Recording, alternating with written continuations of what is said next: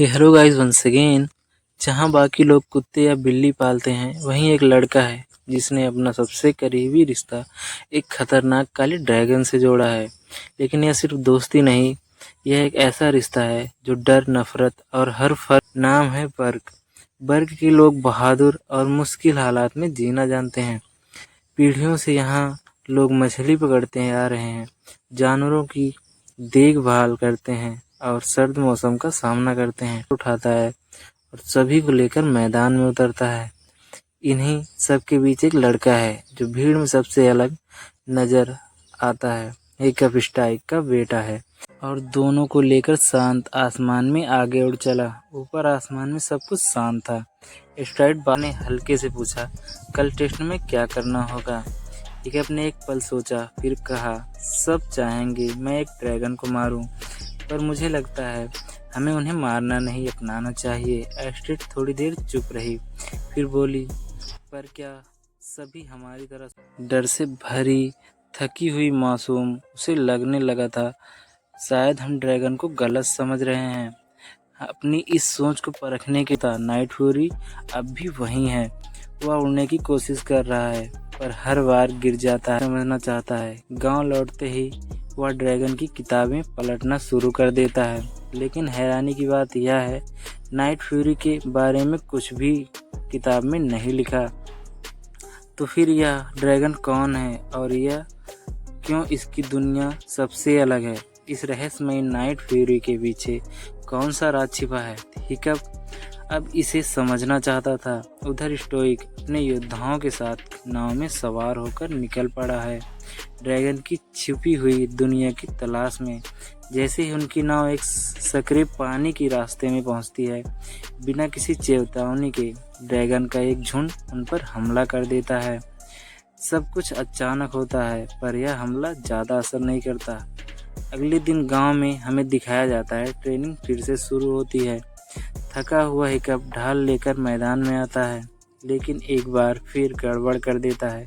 वह अपने साथियों के लिए मुसीबत बन जाता है और आखिरकार किसी और को आकर उसे बचाना पड़ता है। काफ़ी मुश्किल से वह ट्रेनिंग खत्म होती है, लेकिन अब हिकअप का मूड भी था धीरे धीरे बिगड़ने लगा। फिर भी उसने अंदर की जिज्ञासा कम नहीं होती और जिज्ञासा के साथ वह एक बड़ी सी मछली लेकर वापस उसी घाटी में लौटता है जहां नाइट फ्यूरी रहता है। इस बार नाइट फ्यूरी एक बड़े पत्थर के पीछे छिपा होता है। इसकी आंखों में डर, शक और बेचैनी साफ झलकती है।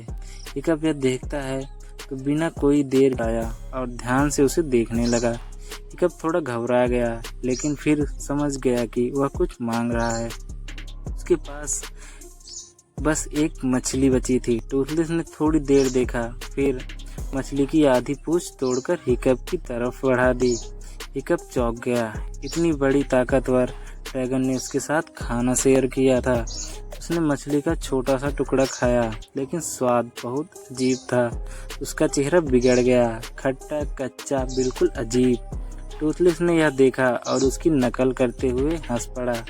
हिकअप का दिल कर रहा था कि वह टूथलेस को छुए, बस हल्के से उसके सिर पर हाथ रख एक आरामदायक जगह बनाई और वहीं लेटकर सो गया। हिकअप ने फिर धीरे से हाथ बढ़ाया, लेकिन टूथलेस ने फुर्ती से उसकी कोशिश पकड़ ली। अब हिकअप को वही चट्टान के सहारे बैठना पड़ा।